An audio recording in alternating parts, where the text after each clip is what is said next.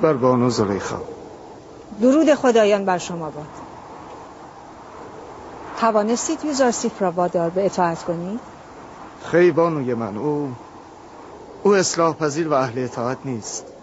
مطیع کردن او کار دشواری نیست. شما نتوانستید.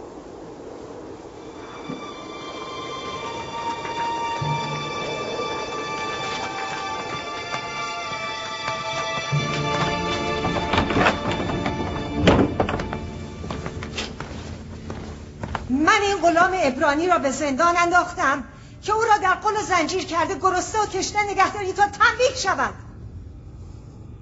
اما تو او را به حال خویش رها کردی. بانوی بزرگ، کسی را در بند کنند که بگریزد. یوزارسیف که گریزپا نیست. کسی را گرسنه نگه می‌دارند که شکم باره باشد. یوزارسیف را کجا میل قضاست؟ کسی را شلاق زنند که مجرم باشد. او که مجرم نیست. پس حقیقت دارد.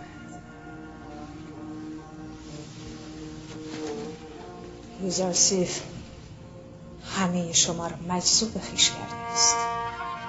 صادقانه عرض کنم این حقیقت دارد. من به بانو زلیخا حق میدهم که شیفته یوزارسیف شود. او واقعا دوست داشته نیست. از کاریماما خواستم تا با او سخن بگوید. ایشان را نزد او ببرید. نگهبان، یوزارسیف را به اتاق ملاقات بیاورید.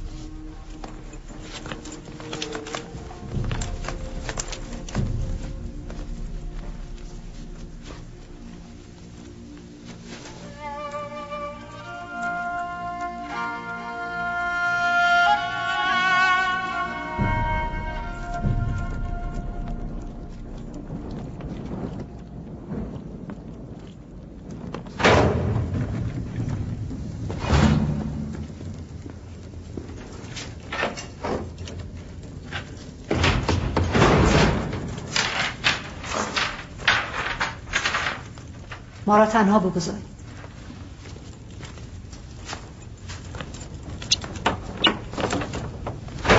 باز چه شده کاریماما؟ هنوز بانو زلیخا خیالات گذشته را در ذهن می‌پرورد. خور و خواب را که مدتی است فراموش کرده، اما یاد شما را نمی‌تواند. من دلم برای او می‌سوزد. ای کاش به جای این همه تبعیت از نفس قدری تابع عقل میشد. عاشق و عقل؟ زلیخا عاشق نیست.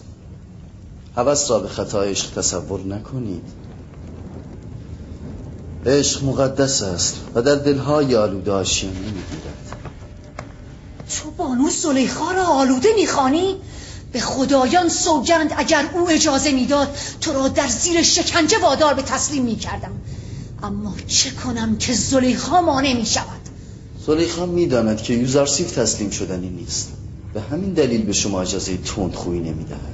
من زلیخا را دوست می دارم و او را در جهت رسیدن به خواسته هایش یاری می دهم، چه این خواسته هوس باشد چه عشق.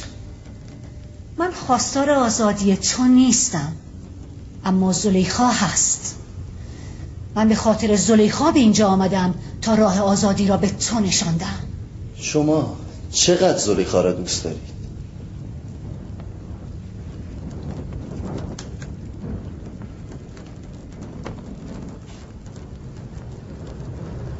به اندازه جانم. من خالق خود را بیش از همه هستیم دوست دارم و آرزویم این است که با اعمال خود او را خوشحال کنم، نه زلیخا را.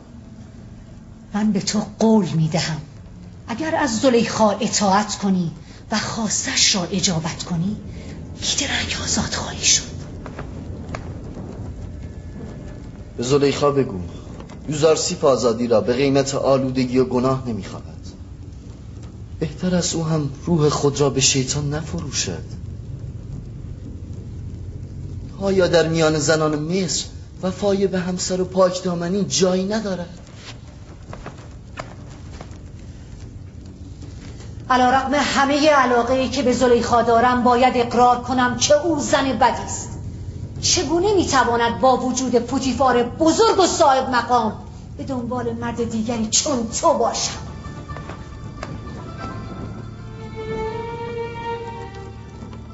اگر زلیخا معبود حقیقی و زیبا را میشناخت، به بنده ناچیزی چون یوسف دل نمیباخت.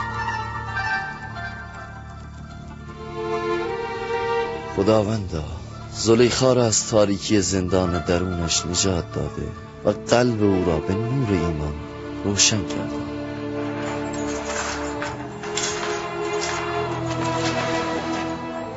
بگذارید آنقدر اینجا بماند تا بپوسد. اگر یوزارسیف پشت گوشش را دید، رنگ آزادی را هم خواهد دید.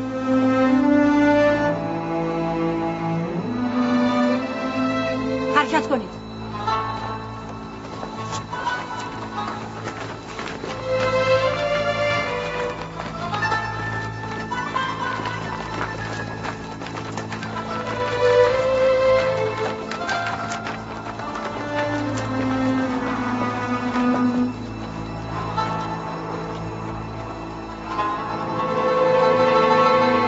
زلیخا قماربازی است که هستیش را باخته، اما ظاهر نمی کند.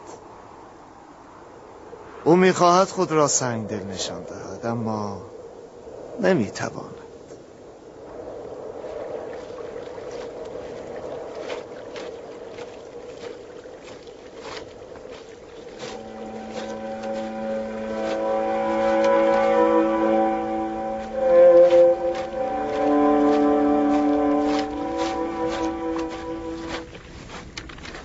درود خداوند بر تو باد. درود خداوند بر شما. یعقوب و نبی را میجویم. از ایشان چه میخواهید؟ از جوانی زندانی در مصر برای ایشان پیامی دارم. گفتید از یک جوان زندانی؟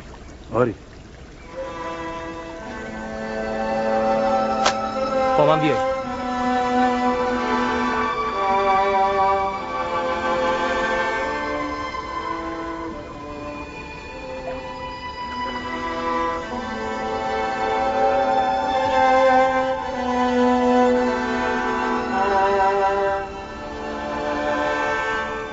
ظاهر او، قد و قامت او، سن و سالش. قامتی بلند داشت. به گمانم 30 یا 32 ساله می نمود. چهره او زیبا نبود. نامش یوسف نبود. جویای نامش شدم. گفت از بردن نام خود معذور است. زیبایی او هم از پشت ریش و موهای بلندش پیدا نبود. زیبایی یوسف من از پشت حجابها هم پیداست. نه، هیچ چیز نمیتواند او را پنهان کند. از بزرگ مردم کنعان پرسید. شما را گفتم. از 12 شاخه پربار و پرتوان سوال کرد. گفتم یکی را بریدند. چرا نامش را نگفت؟ چرا گفته معذور است؟ اگر یوسف من بود میگفت. به خاطر پدرش میگفت. گفتید از آن جوان پیامی آورده؟ آری. گفت در حق زندانیان غریب و مهجور دعا کنید. خداوند او را از بند زندان نجات داد. زندانی گفت هرگاه دست تضرع به سوی حق برداشتید، در حق فرزندان دور از پدر و غریب دعا کنید. این یوسف من است. این فرزند دور از پدر یوسف من است. میشنوی بنیامین؟ این سخن برادرت یوسف است که در فراق پدر ناله می کند. آرام باشید پدر. یوسف در مصر چه می کند؟ آن هم در زندان. غیر از این نشانه های او با یوسف تطبیق نمی کند. احساس می کنم این زندانی یا یوسف من است یا از اون خبر دارد. سخنانی هم در خصوص جانشینی خدا و شاخه بریده گفت که در خاطرم نمانده. خداوندا، آن زندانی را از کنج زندان به دامان پرمهر پدر می‌رسان. خداوند قلب پدرش را به دیدار او روشن کند. اگر رخصت دهید من مرخص شدم. خدا نگهدار. خداوند شما را حفظ کند و پاداش نیکو دهد.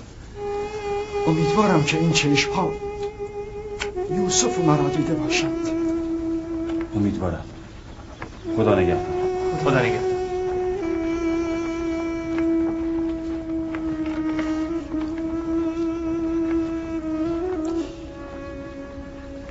خداوندا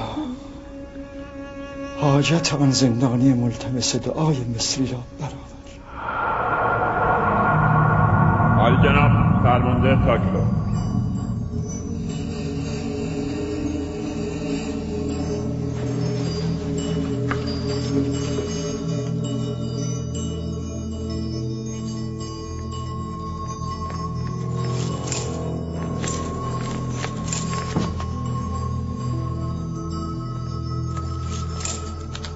درود بر کاهن اعظم عالی جناب آنخماهو، فرمان روا آمنحتب سوم خداوندگار مردم مصر از جناب آنخماهو برای شرکت در مهمانی بزرگی که در تالار قصر برگزار می شود دعوت فرمودند.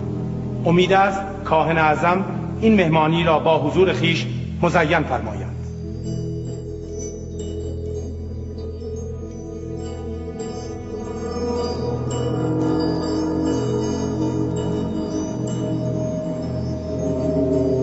دعوت فرمانروا سپاسگزاریم و در مهمانی ایشان شرکت میکنیم.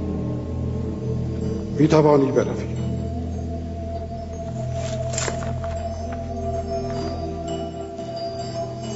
چرا پذیرفتید؟ ممکن است دسیسه‌ای در کار باشد. چاره ای نیست. شرکت نکردن یعنی تمرد، یعنی اعلان جنگ بر علیه آمنحتب. از طرفی اگر آمنحتب به جان آمنحتب سوء کرده باشد، ممکن است ما متهم به تحریک شده باشیم که نرفتن ما یعنی تایید این اتهام. اگر این مهمانی دام و توطئه بود چه؟ پادیامون باید به سربازانش دستور دهد تا آماده شوند تا در صورت خطر اقدام کنند. ما هم تعدادی از بزرگان شهر را به مهمانی دعوت میکنیم تا آمنحتب نتواند در حضور اونها بر علیه ما اقدام کنند. ناگفته نماند که پیروان آمون آنقدر هستند که آمنحتب جرأت نمی کند به کاهن اعظم اهانت کند. بسیار خوب، بروید برای مهمانی فردا آماده شوید.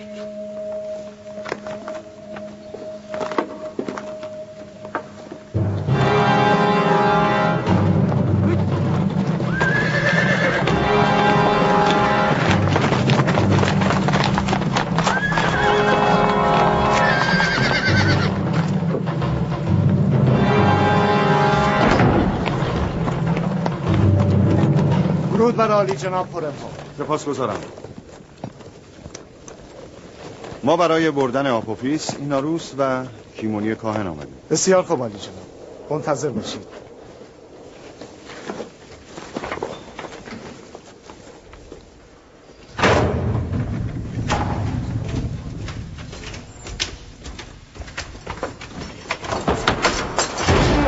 زندانی آپوفیس و زندانی ایناروس آماده رفتن شوند. آرام باش، آرام باش.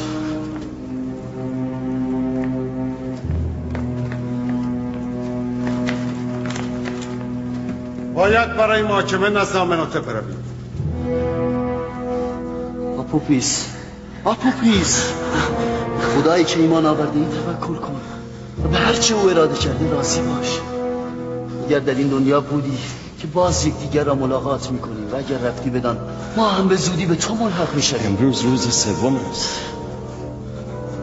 آثار تعبیر خوابی که یوزارسیف کرد ظاهر شد. برخیز آپوفیس، عجله کن. باشد باشد.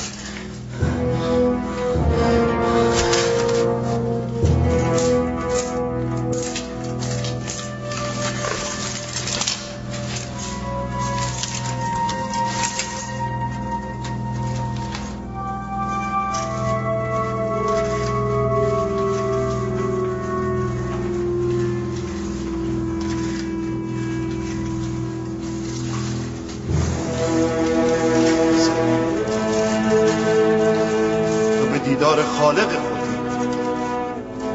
از اینکه کیمونی کاهن را نیز آماده با ایمان از این دنیا می روی خوشحال باش. اگر زنده از اینجا آزاد شدم به دیدار شرابدار آمن‌هوتپ خواهم آمد. نمیخواهی مثل میمی سابو برای تو لباس و غذا بیاورم؟ برای من نه، برای اینم بیارم. اینا روز دعا کن که خداوند هر چه زودتر زمین آزادی ما رو فراهم کند. هی آفافیز نگران نباش، پیشگویی‌های یوزاسیف دروغ هست، هیچ اتفاقی نمیافتد. من به تو قول میدم.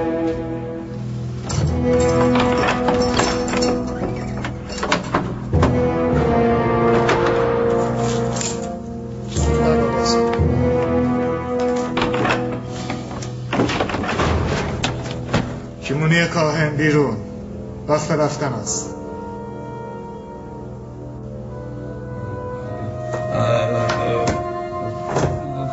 کجا؟ نمیدانم.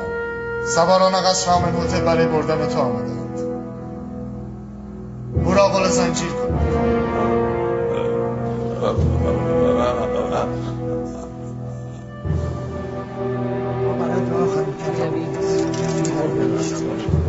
من ایمانم را از شما دارم می‌زارسی. سعی میکنم اون را حفظ کنم. تو به نزد آمن‌هوتپ می‌روی و جایگاه و منزلت سابق را خواهی یافت. آمن‌هوتپ یک بار مرا دیده و خاطره خوبی از او دارد. از من نزد اربابت یاد کن و بگو یوزارسیف بی‌گناه است و بیهوده او را در حبس کرد. حتما مطمئن باشید من اسباب آزادی شما را فراهم میکنم. خدا نگهدار. خدا نگهدار. خدا نگهدار. آزاد شد. مطمئن باش که فرمانروا آمن‌هوتپ شما را از زندان آزاد خواهد کرد. ای کاش ما هم کسی رو داشتیم تا از اون یاری بخواهیم. چه گفتی؟ گفتم آمن‌هوتپ شما را از زندان آزاد خواهد کرد. او قدرت این کار را دارد.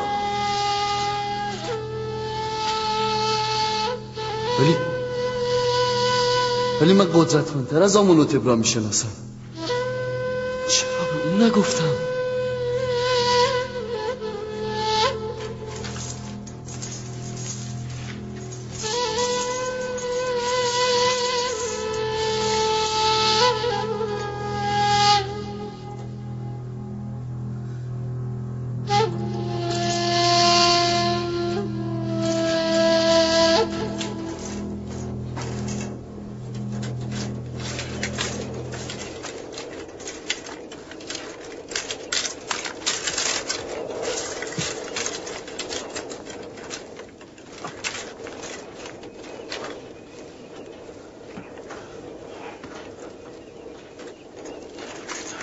جناب کیمونی شما هستید؟ آپوفیس این عروس شما اینجا چه میکنید؟ خود را به حماقت نزن. ما 2 تن ماه هاست که در اینجا زندانی هستیم، اما هیچ یک از کاهنان و مسئولین معبد به سراغ ما نیامدند. چرا باید میآمدیم؟ زندان شما چه ارتباطی به ما دارد؟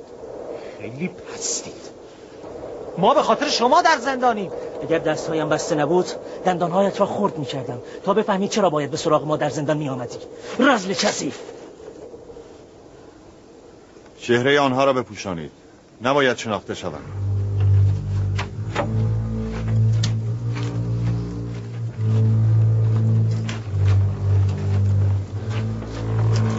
حرکت کنید.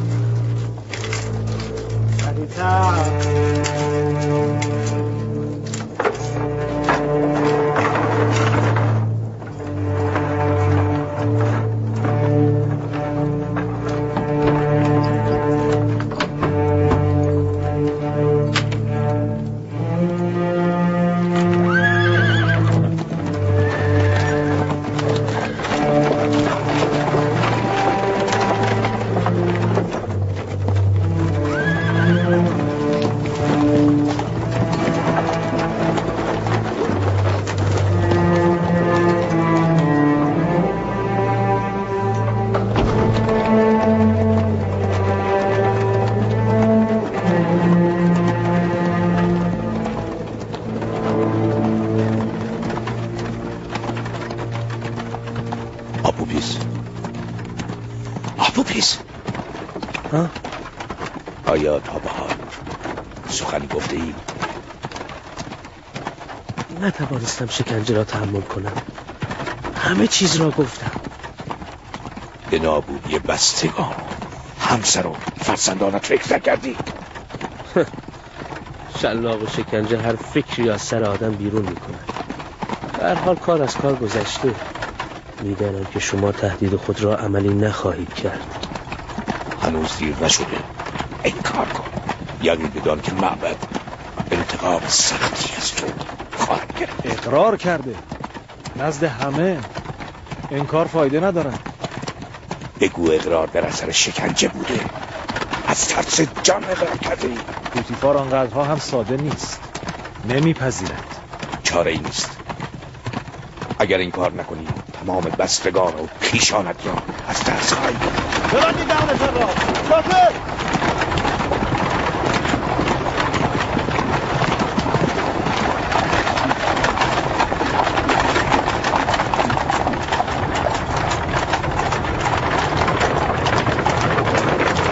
سخت نگیر. تو که خطایی مرتکب نشده ای.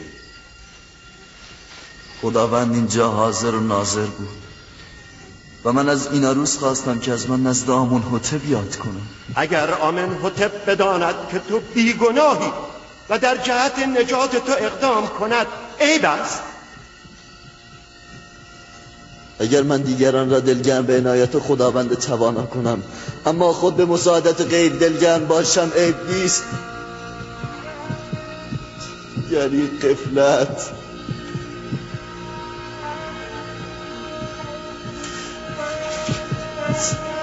تو فقط خواستی که فرمانروا از حال تو غافل نباشد و متوجه بیگناهی تو شود. همین.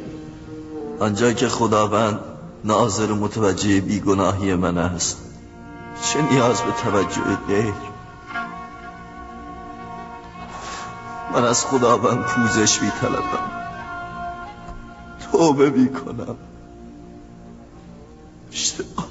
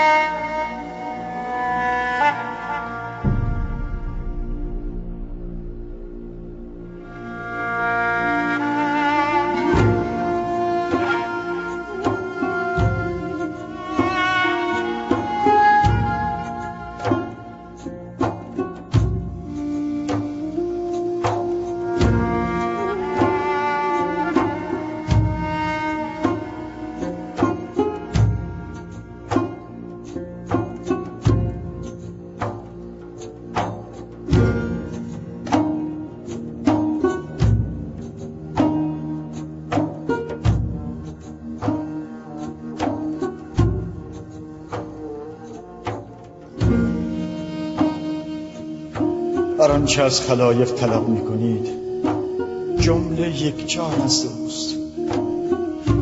وای وای به روز کسانی که روی نیاز به سوی دیگری بود. بسا خلایق رسوا شوند اگر روز موعود خداوند با عدل ظاهر شود. بسا پرده ها دریده شود اگر او با عدالت بر خلق بنگرد. بسا امیران اسیر شوند اگر فردا حق تعالی مظلومان را دستگیر شود. بسا خون از دیده ها روان شود اگر آسیان بر اعمال زشت خویش ناظر شد.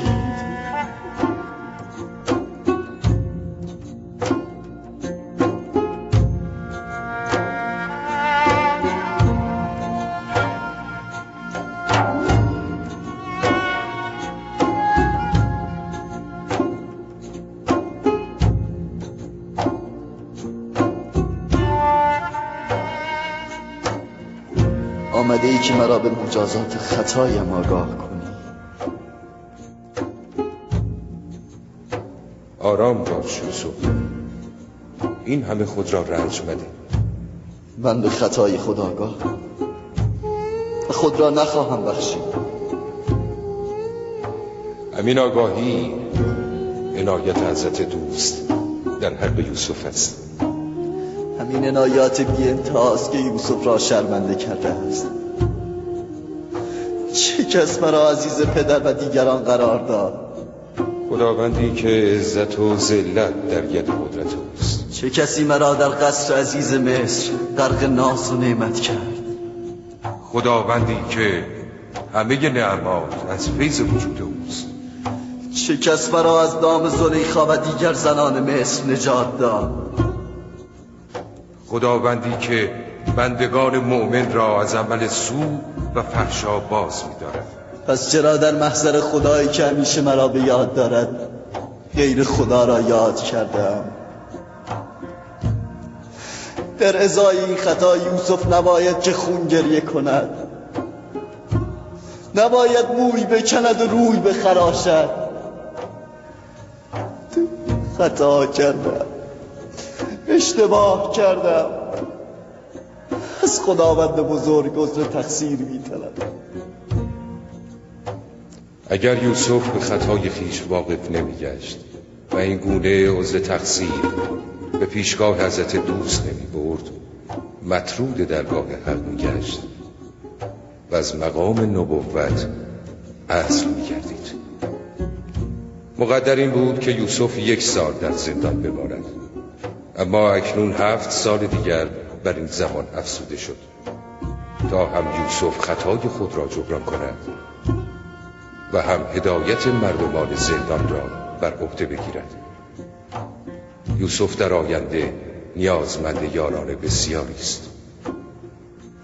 زندان را میپذیرم، حتی اگر همه عمر باشد. همین که معبود مرا از نظر نینداخته مرا کفایت میکنه. سپاسگزارم.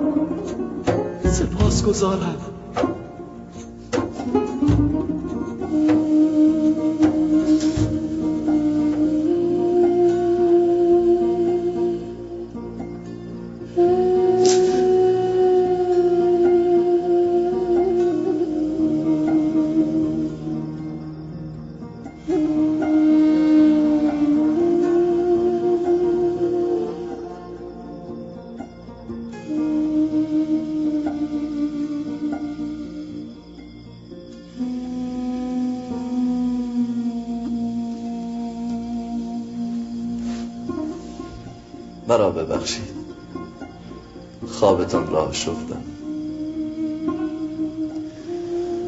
همیشه دعا کنید خداوند ایمان و عبودیتی را که ارزانی من کرده از ما نگیرد. همیشه بگویید پروردگارا قلبم را تاریک و تباه نکن بعد از آن که هدایتم کرد.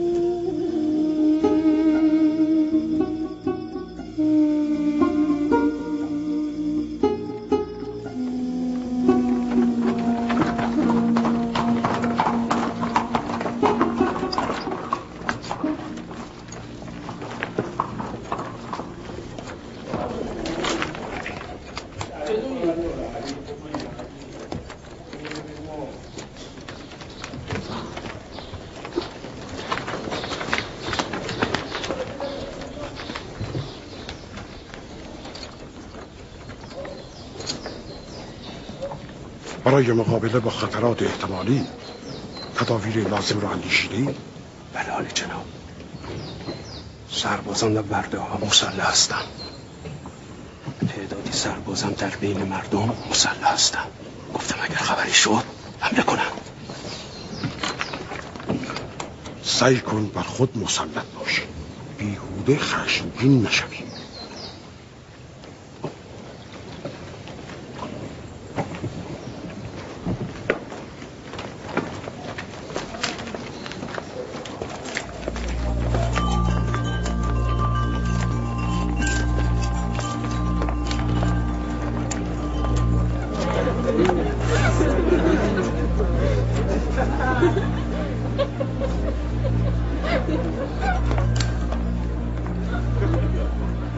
جناب پادیامون، سلاح‌های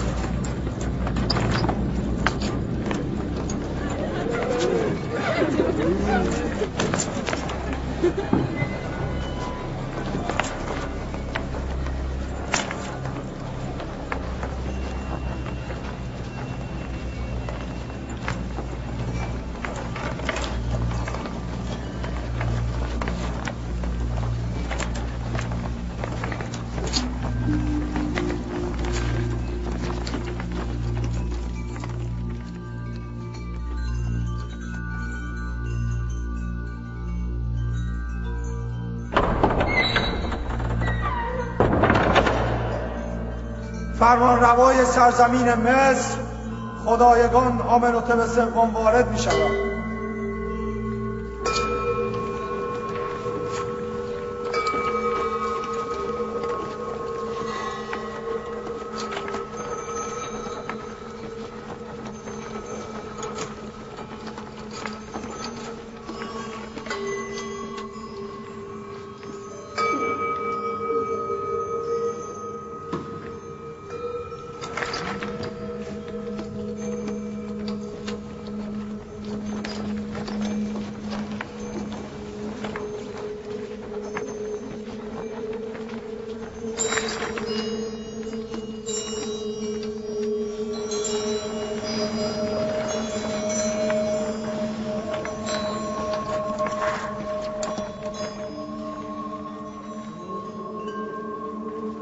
و جناب آنخماهو، کاهن اعظم معابد خدایان سرزمین مصر، به میهمانی امروز خوش آمد. درود بر فرمانروای بزرگ مصر خدایگان آمنهوتب سوم، بزرگترین فرمانروای همه اقصار مصر.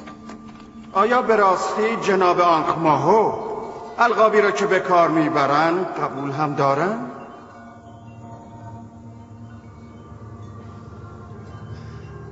ما تردیدی نداریم و آنچه که گفتم از سر صدق است. تمام فرمانروایان مصر از نظر کاهنان معبد آمون مقام نیم خدایی دارد. من از شما بزرگان معابد سوال میکنم، اگر کسی علیه چنین مقامی که آنخماهو گفته توطئه کند، جایش چیست؟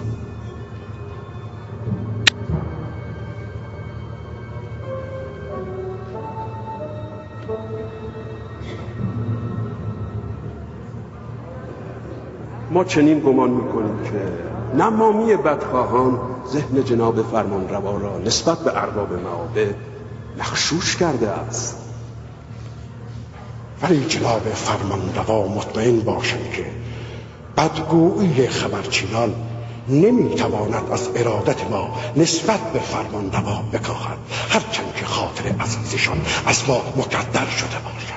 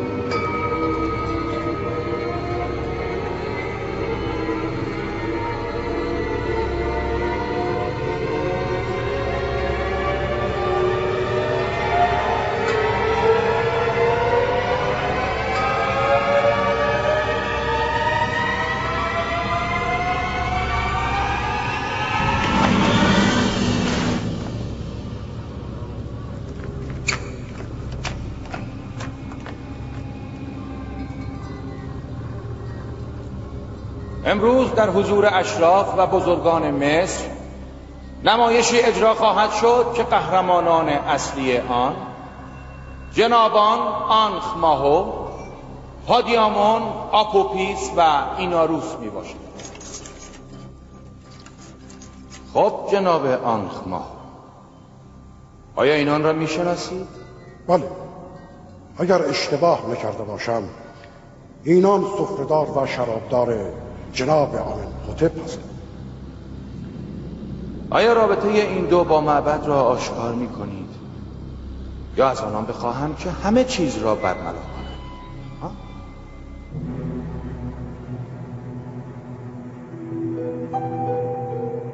معبد فقط آنان را از پیروان آمون می داند و رابطه دیگری با آنان ندارد. خب آپوپیس، تو چطور؟ آیا رابطه خود با معبد و جناب آنخ ماهو را انکار می‌کنی؟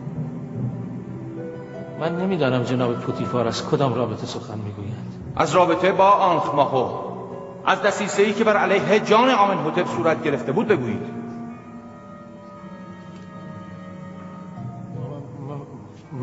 من چنین رابطه‌ای با جناب آنخ ماهو نداشتم. نه.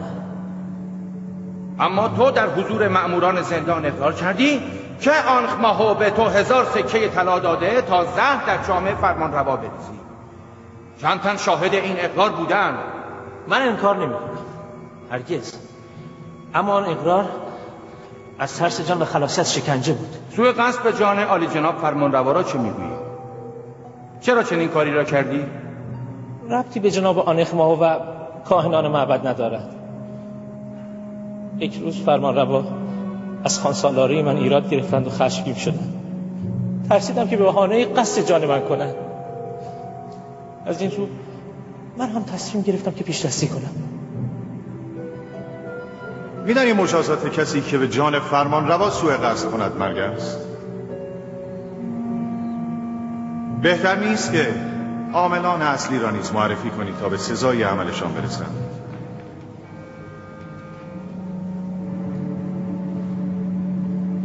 جناب پوتیفار، چرا به اصرار می‌خواهید خادمین معبد را شریک جرم کنید؟ او در حضور مردم رابطه خود را با معبد انکار کرده است. شما دیگر در صدد اثبات چه هستید؟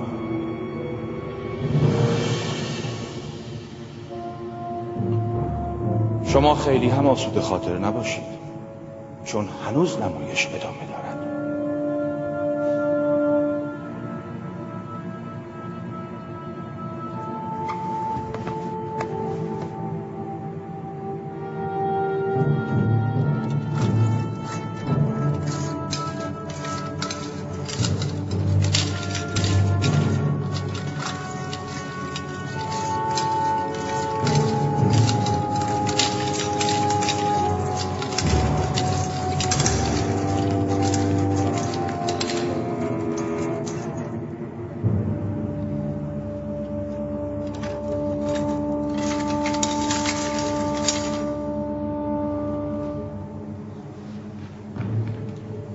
خب جناب کیمونی، شما جلوی زندان زاویرا چه می کردید و چرا سراغ آپوپیس را می گرفتید؟ به خاطر همسر و فرزندانش که گریه می کردن و از آپوپیس بی اطلاع بودن. قول دادم خبر خوشی برایشان ببرم. همه جا سر زدن. جلوی زندان زاویرا که رسیدم توسط مأمورین شما دستگیر شد.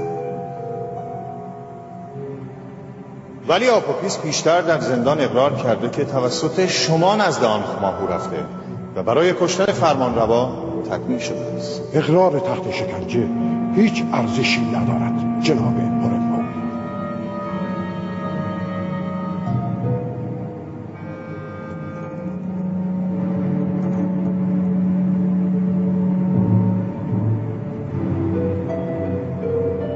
یعنی تو با آپوپیس و ایناروس هیچ ارتباطی نداری و در توطئه سوء قصد علیه جان ما هیچ نقشی نداشت؟ خیر خداوندگار من، هیچ رابطه‌ای با یکدیگر نداریم.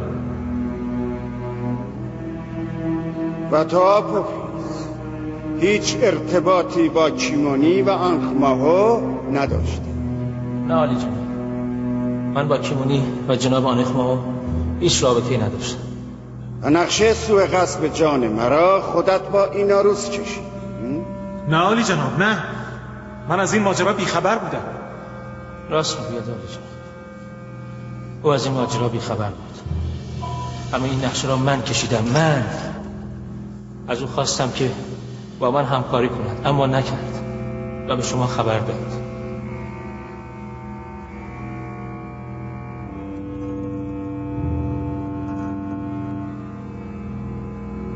از جلوی چشمانم دور شو پیش از آن که اینان از کفتاد دستور قتل را صادر کنم. دلیه اینان تو را نجات. بار دیگر اگر توطئه کنی همون هم نمیتواند تو را نجات دهد. شو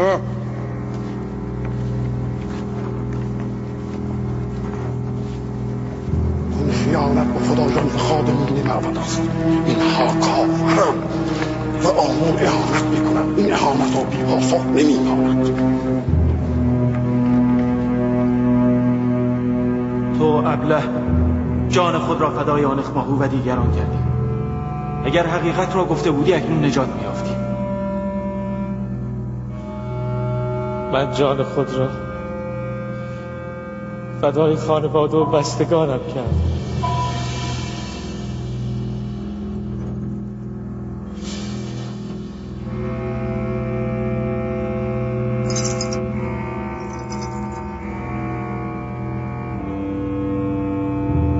این روز آزاد است، ولی آپوپیس فردا به دار مجازات آویخته می شود تا عبرت سایرین جواد. تو چی موندی؟ برو، اما بدان که به زودی پرده از جنایت معبد برداشته و همه شما را همچون آپوپیس به دار مجازات خواهم آویخت.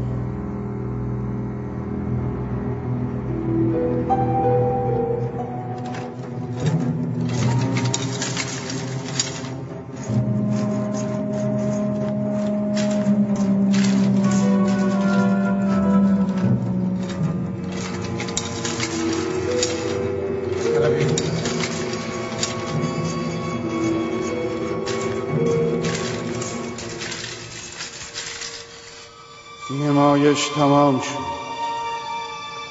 همه بیرون.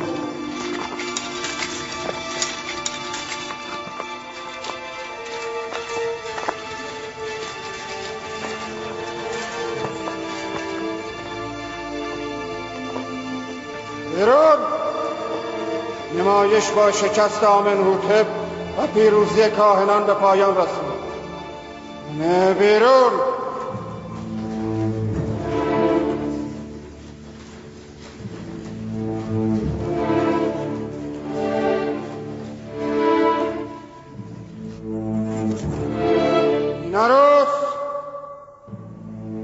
بله عالی جناب. اگر تو شرابدار ما نیستی. چرا عالی جناب؟ چرا؟ شرابت کو؟ در خدمت هم عالی جناب.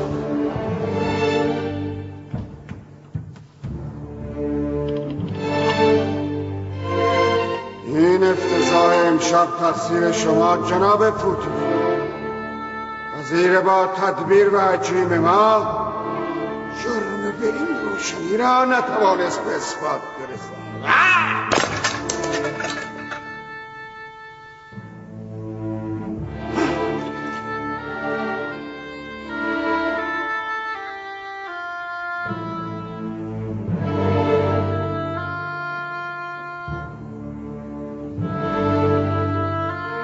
شما که گفتید اوضاع بر وفق مراد است جناب پوتیفار.